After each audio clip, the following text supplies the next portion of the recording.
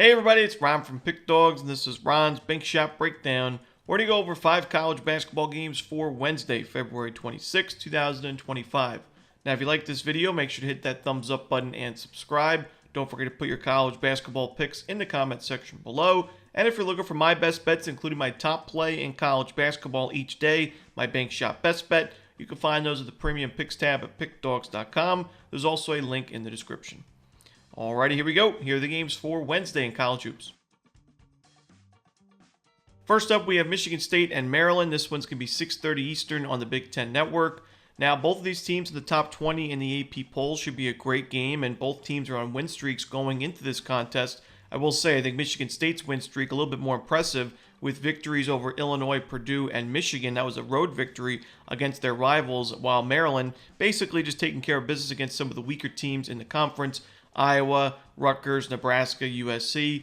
But Maryland's been so strong at home this year, it's really tough to go against them when they're playing at home in conference play. They've yet to lose a home game in Big Ten action. Only one home loss overall this season. That was against Marquette on November 15th in non-conference play. Marquette was playing their best basketball at the time, and it was still a pretty close game, 78-74.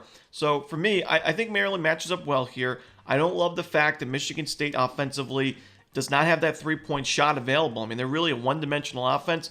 They've been good enough, obviously, to put together a 22-5 record. That elite defense is to thank as well. Great rebounding team, but they're ranked 348th in three-point shooting. I struggle with that when you're playing on the road. After a road victory against a rival, it's a clear letdown spot. I don't think that the Spartans are going to have enough offense here against a very tough Maryland defense.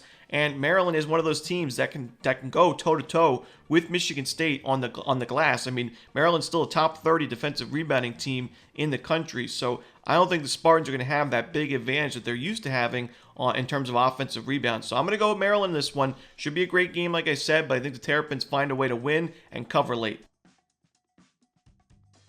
Next up, we have Vanderbilt and Texas A&M in the SEC. This one's going to be 7 p.m. Eastern on the SEC Network. I don't think A&M is in good enough form to be laying this many points against a Vanderbilt team that I think has been underrated from the beginning of the season. They're ranked 44th in KenPom, but they are one of the better teams from a shot quality perspective in the SEC. They do a great job at taking care of the basketball, which is very important when you're playing on the road in this conference.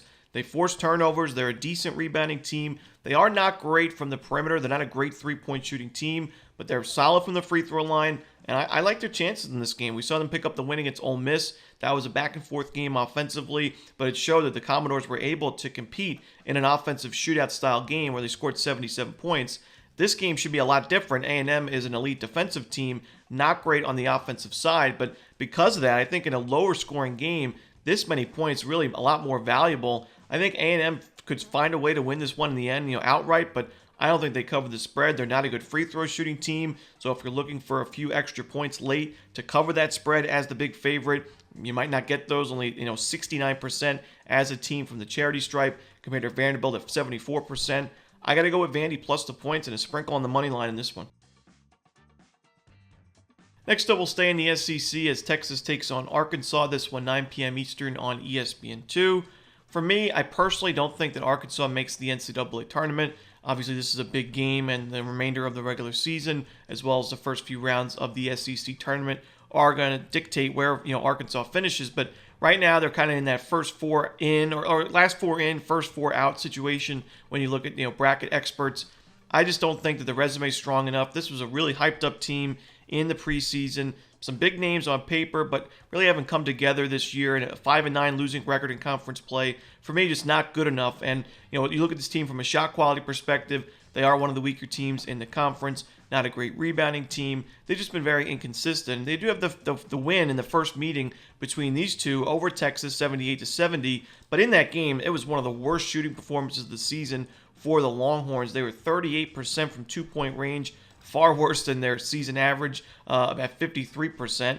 And then they were 27% from three-point range. Also a much better three-point shooting team overall. I think we see a much better performance there. I think Texas wins both the turnover and rebounding battles in this game. They definitely won the rebounding battle in a big way in the first meeting with a 13-3 offensive rebound advantage.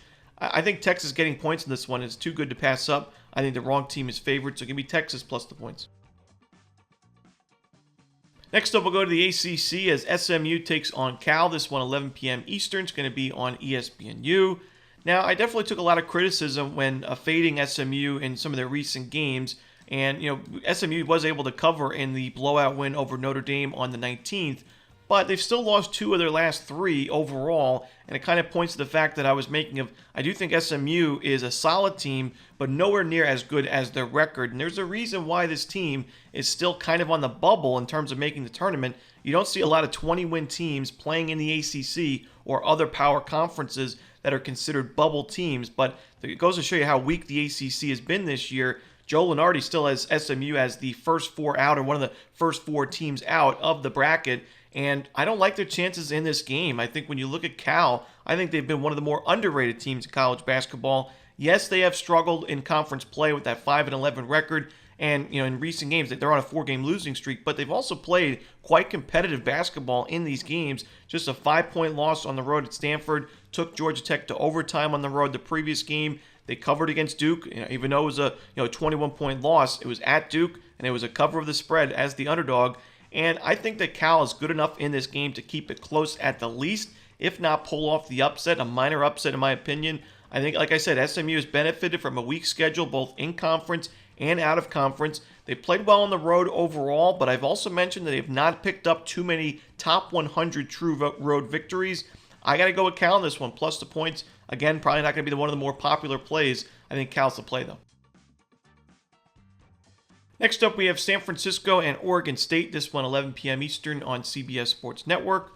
Now, I have not taken Oregon State too often this year, but I think this is a really good spot for them, and we're getting a really good price because San Francisco has covered a lot of spreads recently, and the fact that Oregon State is playing at home, playing with revenge, and they've been a great home team this year, one of the best in the country. They've only lost 2 home games all season. That was to 2 top 35 teams in KenPom. That was Oregon and St. Mary's.